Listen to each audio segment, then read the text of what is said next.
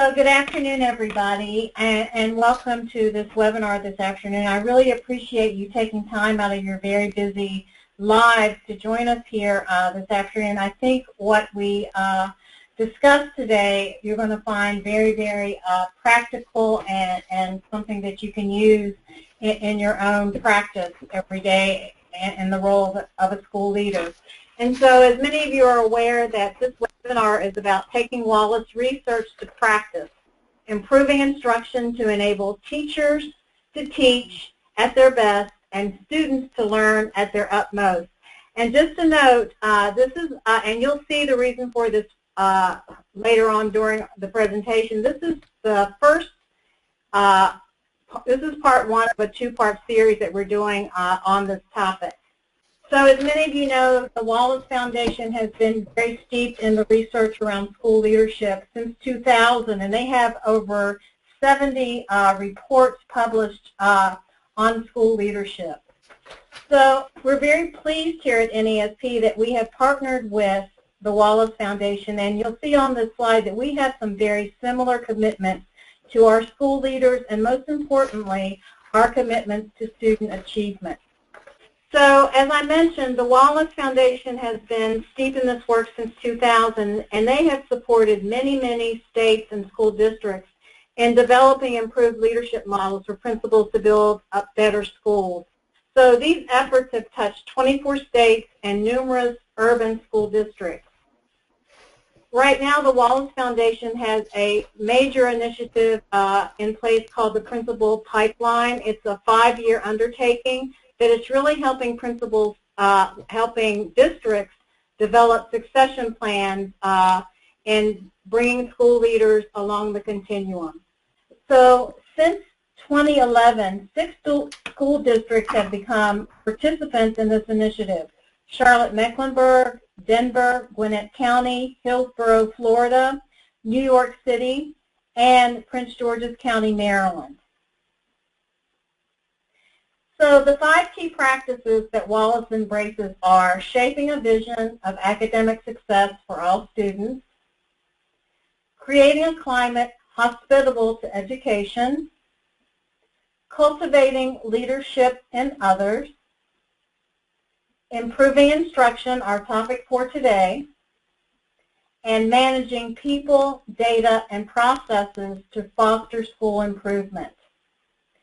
So Dwayne Young, principal at Centreville Elementary School, will be joining us today, and you'll see my picture. My name is Deborah Tyler, and I'm the Associate Executive Director of Professional Learning and Outreach at NAESP. And so I want to give you a little background on Dwayne. So Dwayne Young has served as a classroom teacher, assistant principal, and is currently in his 17th year as an elementary school principal. He presents locally and nationally on the value of collaboration and mentoring in schools. Dwayne has a strong interest in creating sustainable school environments and partnerships and leads educational initiatives as a mentor and as a group facilitator. In 2015, Centreville Elementary earned recognition as one of the 10 greenest schools in the U.S. Dwayne is also a national certified mentor in the NAESP National Mentor Training and Certification Program, and he has mentored many administrators throughout the state of Virginia. He has also been twice nominated for Principal of the Year, and he's a firm believer in the power of cooperative learning and collective efficacy, and I think this will come very clear today as we discuss improving instruction. So again, thank you, Dwayne, for joining us today. Thanks, Debbie, and I appreciate everyone tuning in today to the webinar, and I hope that the information that we share today will be valuable for you in your own practice and how you build the capacity within your schools to meet the diverse and changing needs that our students are experiencing every day in school. As I look to, as I think about how we do that work of improving our practices so that all of our students are successful and that they succeed.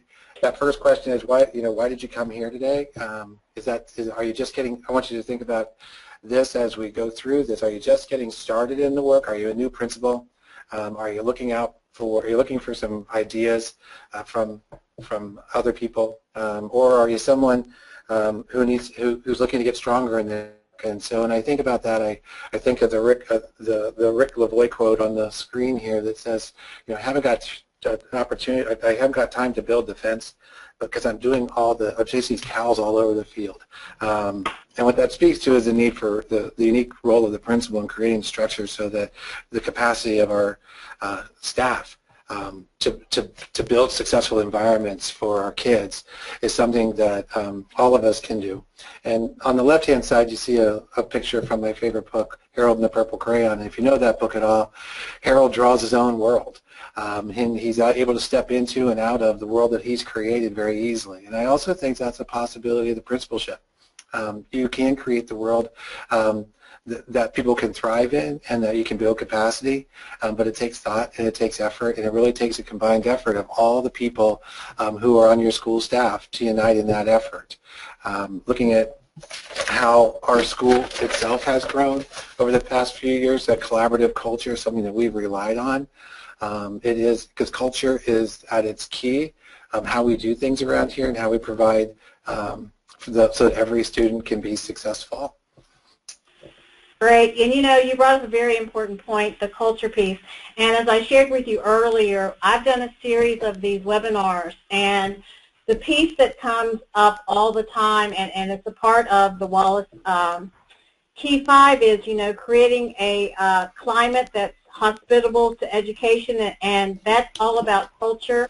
And you and I both talked, there's a saying out there, that culture trump strategy, and I think it's so important. I think we all understand that we need to have that right culture in place to really build on and to improve instruction. So why don't you tell us a little bit about Centreville Elementary School? Centreville, thanks, Debbie. Yeah, Centreville Elementary School is a Fairfax County public school in Fairfax County, Virginia. As you can see from the picture here, it's in Northern Virginia. We have about 900 students or so at Centreville. We have, of the 900, we've been as high as 1,100, and we've been about 860 before. The bottom line is that we're a big school.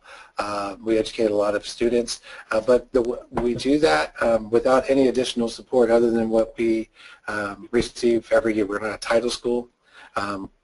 We don't receive any additional funding or resource positions, so everything that we do, we have to create with the people who are here. And we have to make it happen for our kids with only that resource support. So we're our own cavalry, so to speak. We're the leaders that we've been waiting for to help all of our students achieve success and to thrive every single day. We vary between 20 and 25%, either English proficient or free and reduced. But the probably bigger factor there is that we have a little over 50% of our students who go home and speak other languages other than English every day. So with that in mind, the vast majority of our students, or at least half of our students, are learning 2 languages at a time, what they speak at home and then back at school. So they're working double time every single day to process through everything in English, and then when they go back home. So that makes their work harder, and it makes our work building a culture that accepts such a variety and a diverse student population more active in how we provide that extra time and support so that they can access state standards and also our county standards that become the core of our work. As you can see here from this is our core value statement, and that we believe that our goal, and you can click it, maybe that'll come up a little bit. Yeah, there you go. Our goal, is really to make sure that every student thrives at our school in the way that we mentioned here, academically and socially, behaviorally, creatively, emotionally, and physically. And our goal every single day is to make that happen. And so part of building that culture is finding the people and also creating the opportunities for people who may not believe that to come to the same line of thinking, so that every day when students walk in, our teachers are at their best to ensure that all those things are taken care of. We believe we can do this in a positive environment, and that we can do this by all of the interactions we have with our students and with each other and our parents, that we're modeling this every single day. And we're going to do this in a community that's committed to best instructional practices. Not only is which to me, instructional practice includes assessment practices. So we look at that as, how do we build this atmosphere of trust and optimism and respect so that strong character becomes a way that all of our students, the adults working together and modeling what our expectations are, not just telling them what they are or assigning what they are, but our students see teacher models doing this all the time. And also they know they can see the commitment of our staff to ensuring that they're successful at whatever level they're on. So I think we try to make it as evident as possible that our staff is united in creating that culture that is geared towards their success and their success over time. And the thing I think that is probably most important is that we share with them that we really think our kids can do it, and that we're here to help them, and what they're doing is valuable, but they have total support of all of our staff. So it's just not on the classroom teacher, it's on every teacher and their interactions with our students and how we speak to them, so that our students can achieve that kind of success. So, one of the things, when we talk about, how important these belief statements are and these core beliefs are, and, you've been in your school for some time, and I'm sure that we have a range of school leaders, they may be new to their buildings, they may be new to the principalship.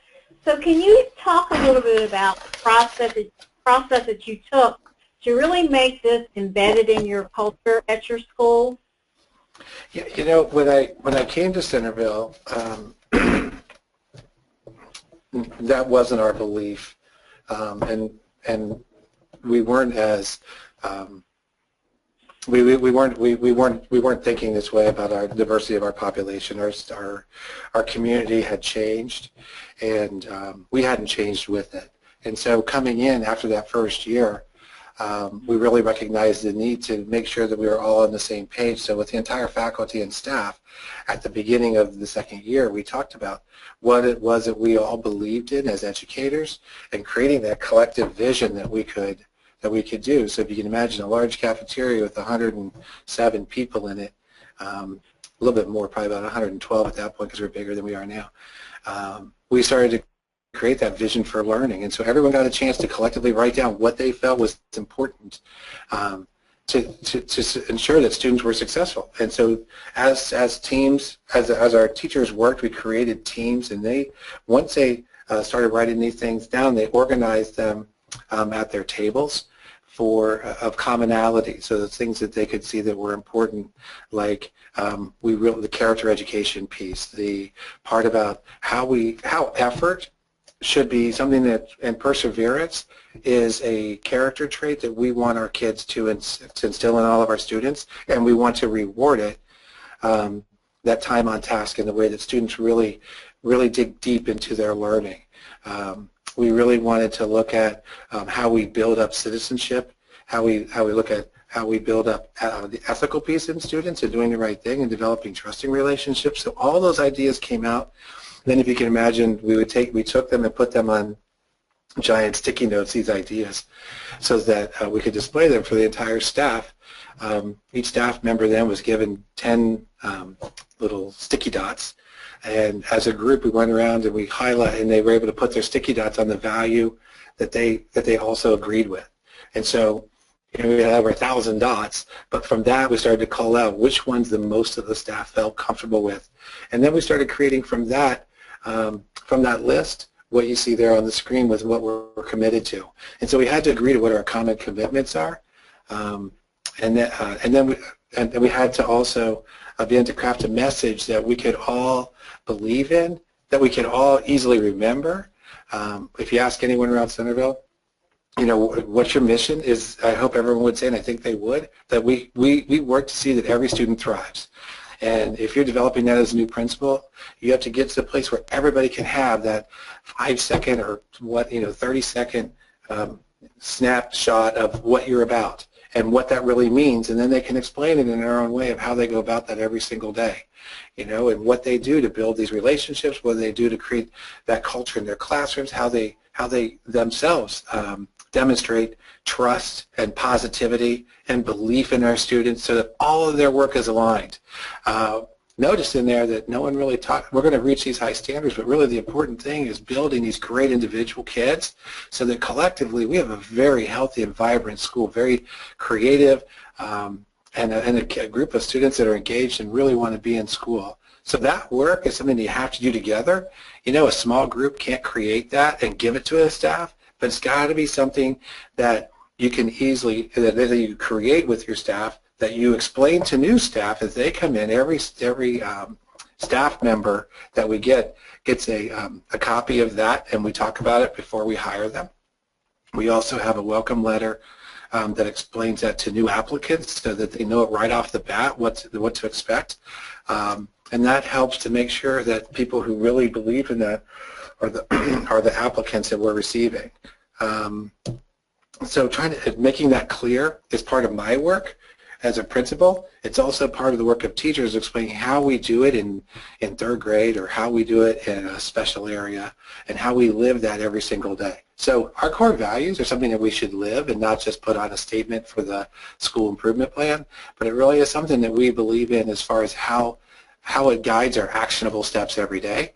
And whenever somebody says we're not behaving this way, we can easily refer to our core value statement as a way to help us to get back aligned. Because it's easy to do. The work in school is complex, and it's hard, and it's easy to, you know, when you're faced with the challenges that school teachers are faced with and schools are faced with, that don't have to deal with instruction or the things I just talked about, to get off pace a little bit. But our core value statement is something that guides our daily work and guides our future work as well.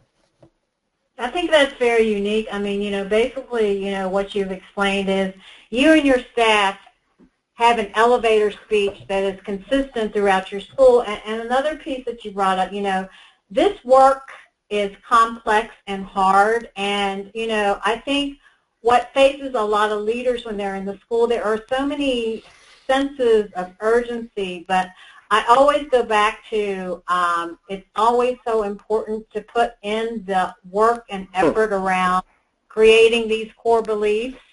Would you agree? Yes, I actually, that's part. I think you have to have something to rally around, and I think that work helps to shape the conditions for high quality teaching. Because if I'm in the parking lot and I'm a 6th grade teacher and I'm seeing a 1st grade teacher, I know that how we approach our job is the same and we believe the same things.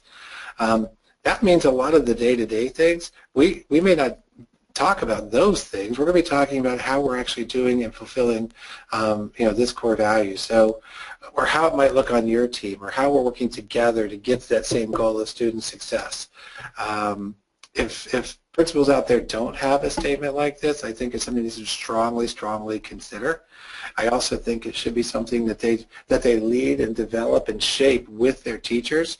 It's not something that they can bring in and give to their staff. And like I said, it's not something that a small group of committed to I think every school has that small group of committed teachers. It has to be for everybody. So that process has to be open, and everybody has to contribute to it, and everyone has to have buy-in to that process. And so part of it, I think what I'm speaking to, is the transparency of how this develops, so that people develop that trust.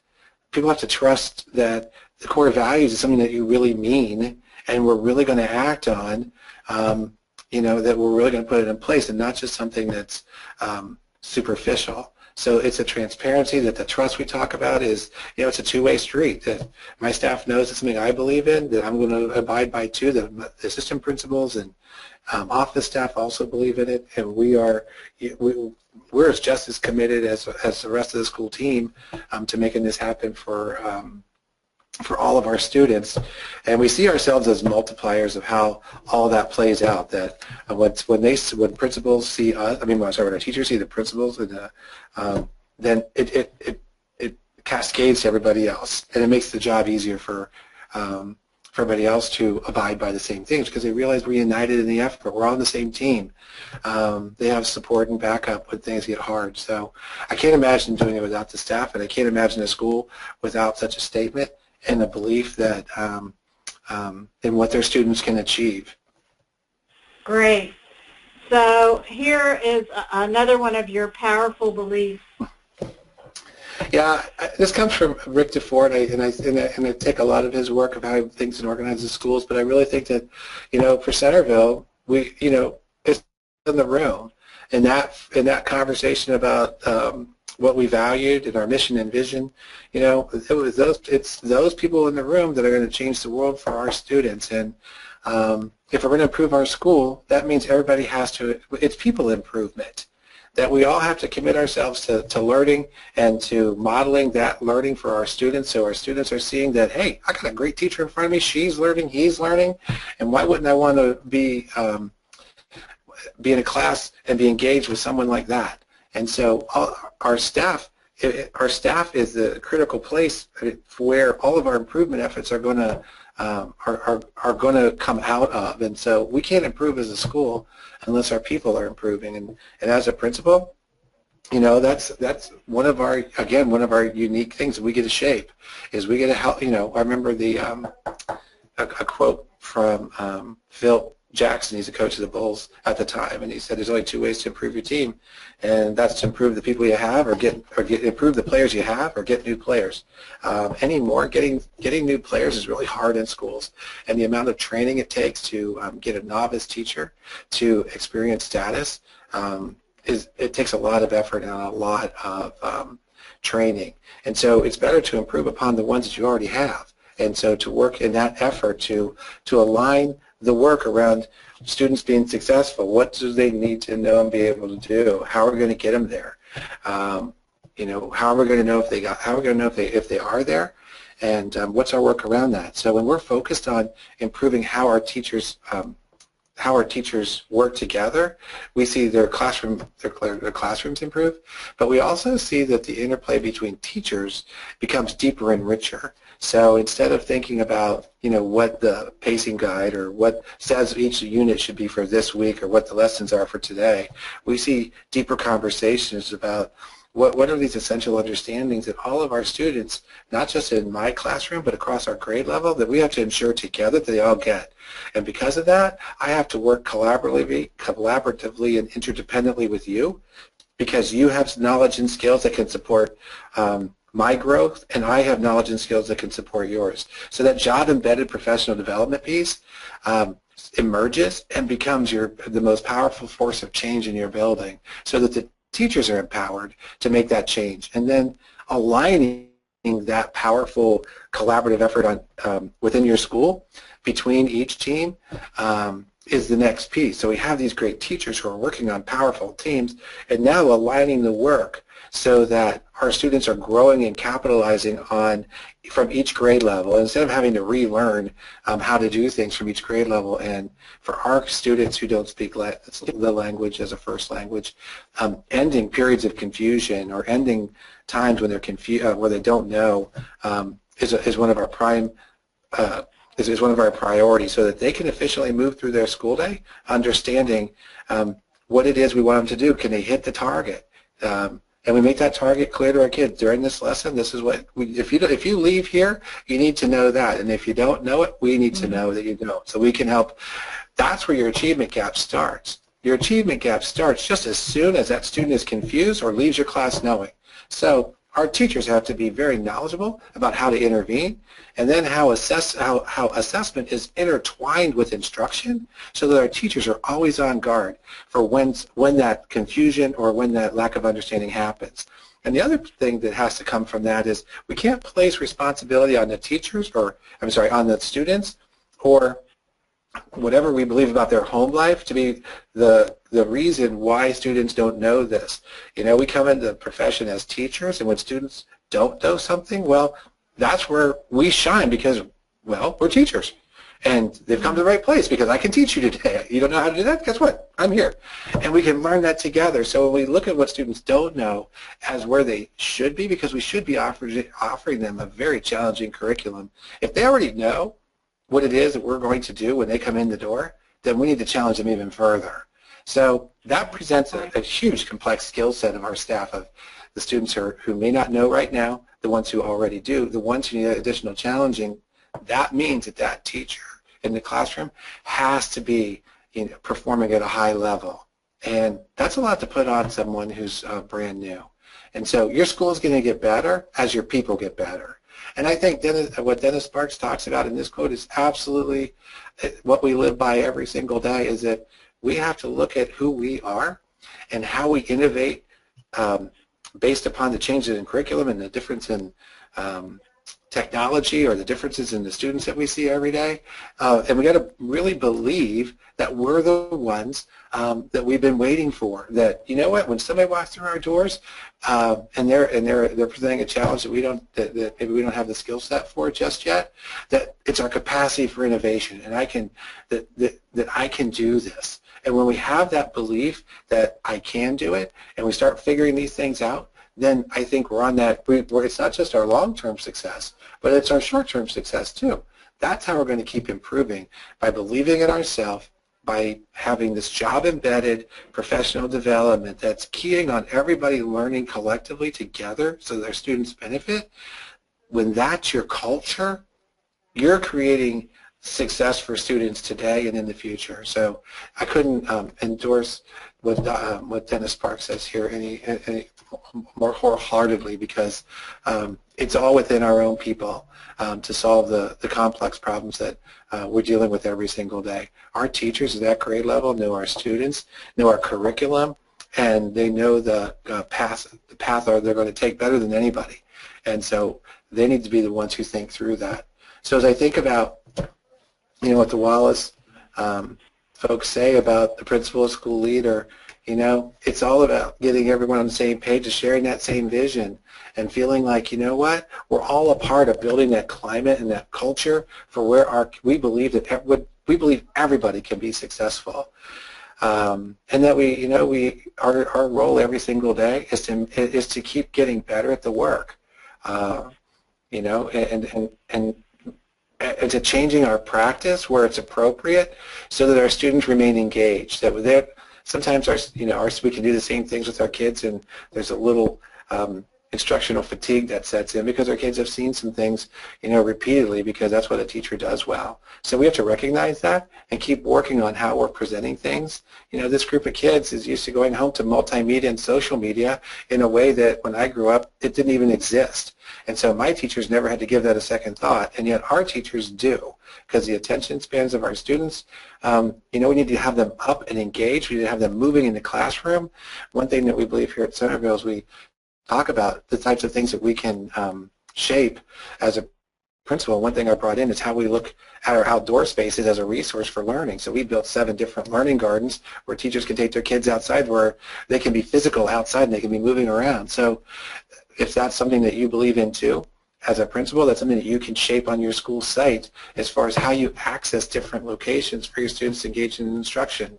If they think of school as being only in a room with a teacher in front of them, we're not thinking authentically enough about what we want students to know and be able to do. They have to perform the task of being a great writer, of being a great scientist, of being a great historian. And that's pretty much what, as a principal, that you can put in motion with your staff, is shaping that condition so that your teachers are seeing and having these opportunities, that students and teachers can be creative, that they can be innovative, that they can focus on high quality instruction. And it can take a lot of different settings. It can be in a lot of different settings and take a lot of different formats. The notion that students should sit in lines and in rows, side by side, really isn't one that matches our generation, and probably shouldn't have ever. Our students should be active. They should be engaged. They should be moving. They should be talking. They should be communicating. They should be collaborating. They should be, looking outside their community, but also inside their community.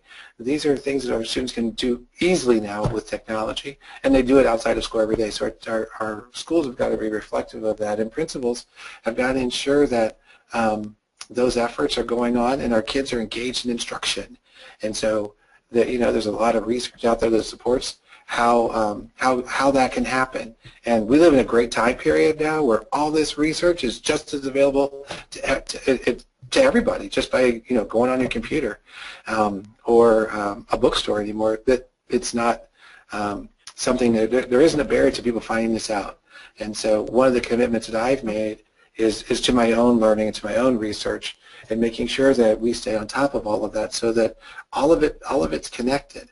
And so when I look at the importance of what the principal does, it's about leading that effort that shapes the culture, that builds the trust, that helps guide for the future, and it's that other part about being very personal with your staff and letting them know who you are.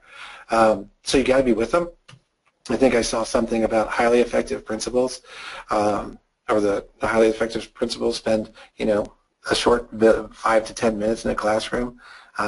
Because they get a good, and the connecting with the staff and the students, that can marshal model perhaps of evaluation instead of like 45 minutes at a time, because we get a chance to connect more, and it's about that rapport and what we know that good teachers do, and supporting that. So it's that daily time that we spend connecting with our staff and helping them to reaffirm that they're supported and that trust is there, and if they have questions, that we can lead them to greater I guess horizons of growth because of what they're interested in, and building upon that. So and for principals, we take that research and we take it. We should be the ones who are leading that, and not that our lives aren't busy enough, but our teachers' lives are incredibly complex. And so part of the things that we focus on here with looking at those research-based strategies is I have to be the one at leading it with our staff. So, I got to have the mentors myself in the field, and my own colleagues are a huge part of that. But at the end of my computer, I can tap into a lot of different people who can help me out when I'm thinking through all of these things. So that's so true. And looking at the slide, I think one of the next to last bullet point really, pulls this all together, that principals are the invaluable multipliers of effective teaching and learning in their schools. I mean, there's tons of research around that proves this is very, very true. And so you had another key point about the importance of finding your Sherpas. Yeah, I think that's the thing that principals, as you build your culture, you gotta know what what that long range vision is going to be. You got to know where you're headed. If you don't know where you're headed, then any direction will do. And there's so many different directions that you can go. And so finding those Sherpas who can help you out, and you all know what a Sherpa is, and what these mountain guides, and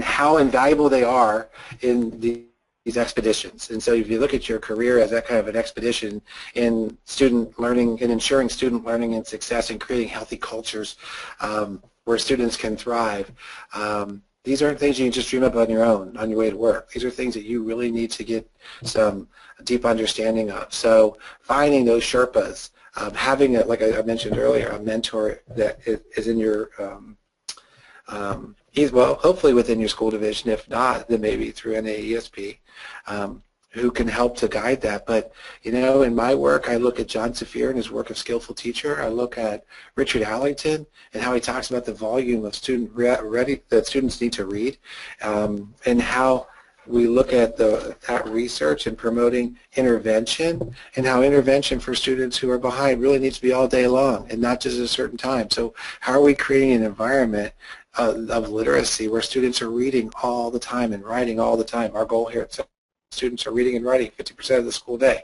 That's a huge goal. I want students to read 40 books a year. That's a huge goal. Secretly, I want them to read 100 books a year. But when we have kids who will do it, and so you start thinking about how you build that. Well, you got to build space within your curriculum and within your school day that promotes that. So we look at the work of UConn within their Reading Above program, and how we structure reading opportunities for students through our sustained independent reading time, where students build stamina. and up to 30 minutes, 35 minutes every day in school. When you start looking at how students then, with the time, what Allington's research says about how much students read, you also see how that ties into student success. You know, the work of Shirley Hord, Bob Eaker, the DeFores, all the folks on professional learning communities that have clearly stated that, you know, being a professional learning community and working as a collaborative team is the best way for school improvement, and to work interdependently on these problems of practice so that we can, you know, understand what students should know and be able to do and define that with essential understandings, and then how we can create assessments so we know that, not just summative and not just formative, but these daily or actually almost minute by minute understandings that teachers are seeing where students are confusing, have to redirect and to guide, have really been instrumental in creating a culture of, you know, how we all understand what our real jobs are, and as far as how we work together to promote student learning. I think when I became a teacher, I was pretty much left alone to determine how I would become a teacher. Well, teachers at Centreville today know that they have a supportive mentor, they know that they have a supportive team, they know they have a supportive administration, but we're all aligning towards the same goal. And so that takes, that takes a lot on the principal side to build up. And so you have to have people to help you. So the DeFores have helped us with that. You know, the collaborative learning structure of Spencer and Lori Kagan have helped us in how we promote student conversations in class. You know, before the Kagans, it was the Johnsons years and years ago who did cooperative learning structures. Right. And so, you know, it's also about not being wedded to just one way and then evolving in your thinking in a way when you think it's time to evolve. And so the principal has to know where they want to go. So for us, it's about students thriving. We know that's going to be a process for when they leave 6th grade to go on to 7th grade, that we want the absolute best 6th grader who's working at the highest level and achieving in every domain across our curriculum. That's what we're after. But it takes everybody's effort to get them there. And it's not a self-study. They can't do it on their own. They need our folks to help guide them.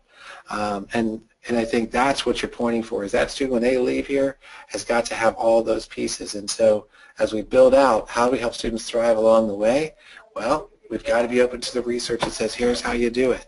I look at Hattie's work, and I look at how he talks about how we make learning visible and how we better understand the different instructional practices. I love what he says, that from the outside and without really understanding each one, they can all look like they're very successful. Well, when you start digging into research a little bit, you can clearly see that certain things are more powerful than others. And so with that in mind, you know, we have to be using high-yield instructional practices more often than low-yield instructional practices, even if they're not our favorite. We have to learn how to get better at them. Right. They know they so, work I mean, when they... Yeah. I think you bring up, you know, a really important point, and, you know, we talk about building the capacity of teachers, but it's also really important for principals to form their own professional learning communities, with those Sherpas being a part of their learning communities, to really go through those problems of practice. And so you've talked, you know, about, you know, how you really set the culture in your building with your core beliefs. And so let's move into the positive behavior supports that you have in place at your school. Sure. Excuse me. I think one thing that's very important is to understand is that, excuse me, good instruction can't happen unless you have positive behavior in the classroom. So without a strong foundation of behavior and a behavior plan, then excuse me, it's really difficult to have great instruction going on. So when I came to Centreville, we had some work to do in that area. So the staff had already decided to investigate and to become a part of our positive behavior supports intervention program. And so what that does is it became a school-wide emphasis on what our common expectations would be for how students were to behave in all the areas exterior to the classroom: hallways, cafeteria, specials, recess. And so our staff came together and agreed the importance of this. And we created our Keys to Success program. And what you can see here on the screen is some environmental print that's around our building to help guide not only our students but our teachers in remembering how important those behaviors are. So students do... And so you took PBIS and you blended it with responsive classroom? Absolutely. I see both of them as being interconnected, where PBIS helps to control the common areas. Our responsive classroom techniques work on inside the classroom. And so we look to build that teacher rapport very quickly within our staff and our students, so they get to know our staff really quick. Each school year we do a great welcome walk in the beginning of the school year. And so our staff goes to each student's home to introduce themselves and says, hey, I'm going to be your teacher this year, and here's some brief information about our class. We don't set up, the teachers do not set up the classroom with their students. I'm sorry, they don't set them up by themselves. They wait till the school year starts, and then the classroom is set up together because this is a shared space. When we begin the day, that first day of school, we begin by greeting every child who comes to our school, that comes to school that day, and we're welcoming them back to school. We engage in we have morning meeting. It's a great time where we can front load some instruction, but we come together because we've been away, and we reconnect together. And then the other part that we want is we have students lead any conferences they have, parent-teacher conferences. The students are there and they lead them because it really is about our students' success. And then at the end of the year, we also have a success night patterned after the success days that Responsive Classroom talks about, so that our students can share what was valuable for them and how they can, and what was just great. So the idea is we're trying to build our students' independence and recognizing their place in the learning, and to acknowledge and to celebrate what we are planning for and how they're growing, and that we know it. It's just not about receiving a report card at the end of the quarter. It really is about how we're growing together. And how we're doing that in such a way that it's meaningful for our kids, so that we're welcoming them back every single day because we've been away. And when we leave each day, we have a quiet period that is for reading, but it's not our cert time.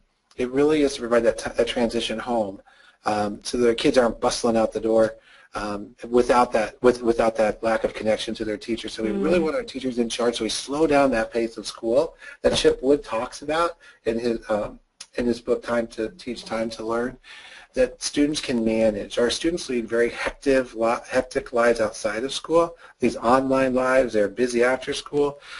We have to make the change. We have to change that pace inside school so that students know that they're loved and cared about and respected and looked after and cared for, and that the people here are directing that, and it's to their best effort, and we're doing it with them, with their involvement. So we see Responsive Classroom at PBIS as being hand in glove in providing that firm foundation for a quality instructional program. And it's been very successful here in the language of PBIS, where we have red zone kids at the very top, and how many. In the beginning, we had, I'll say, double-digit red zone kids, and now we don't have any red zone kids. We might even call them, maybe just yellow or orange, because I think we've built that. It's a more peaceful, accommodating climate for our kids all the way from pre-K through 6. That's incredible. And so, in the essence of time, I want to quickly hit on your kindergarten book of honor. Yeah. I love this. This is a kindergarten team. They're being innovative. We're talking about all the quality practices we should have, and they came up with this great idea for our book of honor. So these are pictures of our kindergarten, and they're holding up their character tickets. And what kids do is when they earn 10 tickets, and they're like character around trust and honesty and perseverance, and when they earn 10 of these tickets, they'll come up and they get to sign the book of honor. You see there on the left, and the bell right there, they get a ring really loud. And what happens then is that everybody in the office understands that when they hear that bell ring, we stop what we're doing and we go out and we celebrate with our kids. And so you have the office staff and teachers walking by, and everybody stops, and we're giving high fives, and we're celebrating with our kids. The picture here that you see will go home to each one of those parents, and they'll see their child connected to what their child did great that day, and they'll see an email coming and have that picture, so they get to share it at home too. So we're making that school to home connection. What you see there on the left, you may not recognize, but in the left-hand picture, there's a stack of books right there. So we keep the books from year to year. And what's cool is we'll see our kids who come back to visit when they're in middle school, and they'll go to that book and they'll find their name from when they were in kindergarten, and it's amazing. So you see the opportunity for students, for our teachers to be innovative around these things. We can do it in fun ways, in ways that really celebrate how we want students to grow and how we want them to thrive, in a way that really everyone can see, it's a quality practice. Right. So I want to move us even deeper into the world of improving instruction. So let's talk about, aims of the school and the school district. Well, this is kind of how I think when a principal comes into the building the first time and they're trying to figure out how things are going to improve, and they just feel like everything's kind of scattered, and you have a lot of things that are going on that are central initiatives, and a lot of things you realize in your school, your reality that you got to change, you get practice change. And so that's our job right here, is to make these things aligned in such a way so that everybody's work is, I won't say easier, but it makes more sense to them, and they're not working at cross purposes. That's also the singular role of the principal, is to not only do that themselves, but to develop the capacity of other people within their building to make sure that this alignment happens. So that when your kindergarten students are moving to first grade, we know that we've agreed on, what knowledge and skills they need to have, and we've also given a firm foundation for our students as they move in. So we have those things in common. So that's one of our major efforts here, is to make sure everything's aligned.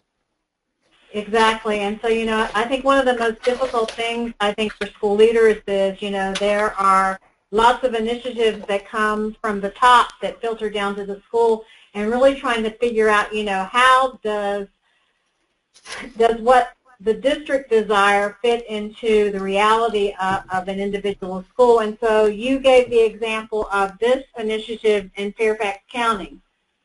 Yeah, what we're working on now is our superintendent, Dr. Garza, has worked very hard to talk about what would we want as if a student is to come through Fairfax County. By the time they graduate, what knowledge and skills do we think we need for the 22nd century and beyond? And it's kind of those essential understandings that all teachers can be aligned with K through pre-K through 12th grade. And our group, if you look at some of those on the left-hand side, these are all things I think that we could agree on that are going to be things that students need now in the future. We're going to have to be effectively communicating across a wide range of different domains there with using technology, and not only how we speak and write, but how we're using that appropriately, how we collaborate, how we're reaching out as a global and ethical citizen. So these are core understandings that we can align our practices with and kind of unite around standards as far as how we approach our days. We've gone from textbooks to pacing guides, and I think as we look at how we put our standards of learning into a schedule, it gets, for teachers, it becomes almost a race every single day to accomplish that. What the Portrait of a Graduate domains help us with is, all right, well, how do I group these things together to essential understanding so I'm achieving one of these goals? Or how do I create programs that are and initiatives that may help our students become more critical thinkers, or how do I help them become more ethical and global citizens? And you'll be surprised at the great creativity we have when we entrust our teachers to start developing these types of things. So for us, we look at how our environmental programs have grown, and how these gardens now are being used throughout our building, and we can see how that becomes a foundation for environmental stewardship. So every school has an outside. How are we taking care of it? Well, our students want to take care of it. So we're using these attributes to match the standards every single day, and yet giving our teachers the ability to be innovative within practice. So I applaud the direction of our leadership and Dr. Garza for helping to shape that thinking, to get us thinking about, how are we creating the environments where students can thrive in these areas? And I think we all agree that these are valuable for every individual, and what we would want for a graduate. What we might think here at Centreville is, how does that work? What's it look like in 6th grade, and what that might be, and what are the knowledge and skills that teachers need to develop to be able to do those things. That sounds pretty high capacity. So I'd be here. This is the developmental process we think about for teachers. Is we expect, that all of us are on this continuum from novice to expert, and we expect to grow over time. So one of the things that principals and teacher leaders in our schools have always got, that we're always helping people to grow in that direction. And the novices have an energy that is unstoppable, and I think the experts can see patterns and things like that that are very different. So when they come together, how do they work together? The biggest thing is, are we all aligned in our efforts to improve? Whether we're an expert and been in the classroom 30 years or we're a first-year teacher, are we working together to build, and interdependently, to build the capacities in each other, and are we valuing each other in a way that we're still growing and that benefits our team, which benefits the success of our students? So I think principals also are in a unique position to guide that work, because you can come into a school where people have been there and here's how we've done it for this many years and it's how we're going to do it for the next many years, when really there's a need for change. And so the principals are in that unique position to shape the culture and to make that change happen so that your novices can become, I think one of the reasons why that people leave the profession is they don't have that supportive culture. And we want, and I think the principal's job is to help everyone get better and to continue to be connected to the practice and connected to your vision so that they can feel successful every day. And all of the research that I've read says that when people who want to stay in the profession say that's what they want, that they want to be connected, they want support, and they want to feel like they're being valued. And so we want people as they go along that novice expert continuum to feel that engagement, to feel that excitement, to feel that support, and it's the principal's responsibility to ensure that that's happening. So I think. So, in the essence of time, I want to take us through the next couple of slides rather quickly, because I really want to get into some of the really meat of your protocols and different things that you have in place with your teams, and so talking about, defining the school as a learning community. You have quotes from Roland Barthes, you pulled in the work of the DeFores, and you talk about the three big ideas that drive PLC.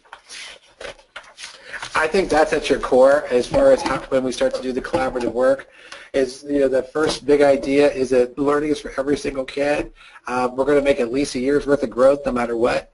We're going to begin where they are and take them where they need to go, and we're going to use benchmark and beyond as where we go. It's our parents' job to say, oh, that's enough, Johnny. It's teachers' job to challenge our students to go on before, and I think we've all thought of our good teachers before as someone who really did that, who really had that relationship with us and just kept challenging us to get better at better at what we're doing. And that could have been a coach. It could have been your favorite classroom teacher. It could have been your music teacher. It could have been your piano teacher. But that person challenges us because they think we can do more, and that we know that we can ensure that they can learn. And that's that first job. Is everybody's got to believe it. Everyone's got to have that core efficacy that they're the one that can make this happen for kids. So that's somebody you're looking for. That's what you want to instill in your staff. That's something you have to hone among your novices when things get tough. It's something you have to reinstill in your experts sometime when they maybe can't see it anymore. So I'm looking at this, that nature of collaboration, that all of us are smarter than any one of us, and that working together is a fundamental purpose of how our school operates. And that's the expectation for everybody. You can't opt out of that. So we're all united to ensuring that it's happening for every student in every grade level in every classroom across our school. And the last thing we're looking at is how we look at results. The bottom line is we've got to make sure the students learn, and how do we know that? And so both our formative and our summative assessments are valuable, but also our daily check-ins for how we are ensuring the students know and are accessing the standards and achieving at a high level. So what we're looking at is, it's not that we're going to do it, or it's not the intentionality of it, but it really is about what we're actually getting done. And so you got to put data to that. And if there's a good thing about NCLB is that we got a lot better at data. So what you see here is the common way that our staff organizes their, we call them collaborative team times here. And you see that this is how we organize around their norms. We have or you might call them protocols or operating procedures. We still call them norms. And we set a SMART goal for what we want our students to achieve for the year. So that becomes one of our guiding purposes. Then you see the reminders we have about the important work of our collaborative teams. I think I've already said it a couple times. What do we expect students to know and be able to do? We've got to be clear about the standards and what target they're supposed to hit. It can't keep moving. It has to be clear. So then how are we going to know if they know it? So we're going to talk about common assessments. It has to be common among all the grade levels. And then what are we going to do if they don't? And what are we going to do with those students, for those students who already have met the standard? You can kind of see how we progress through for different types of team discussions for language, arts, and math, and how we pack that, and then how we look at, we're setting the stage for next time. So people say they don't have a chance to meet, well, we use this time to set the stage for the next meeting, so it's a continuous conversation we have. We also use OneNote to keep it an ongoing conversation, so we can have, people can add conversations at home if they're not on site. So technology can really help us for how we're planning and developing our work together. Great. So I think this